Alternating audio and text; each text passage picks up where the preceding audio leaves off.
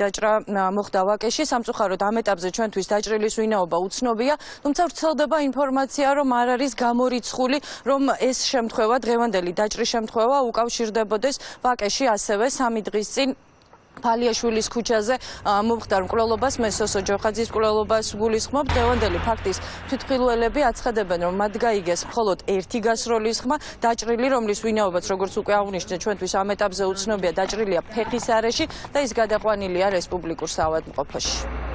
არა მხარ გაგიგეთ. კი, გავიგე, მაგრამ არ ვიცი რა მოხდა. რამდენჯერ გაისროლეს?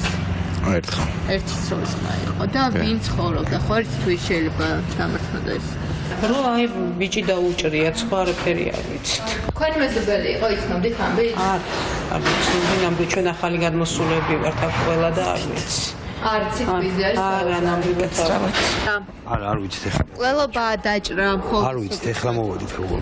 რამდენ მეზობლები ამბობენ, რომ ერთი გასროლის ხმა იყო? არ ვიცი. აი ნუ გადამიერა. დიახ, მოხდარის დეტალები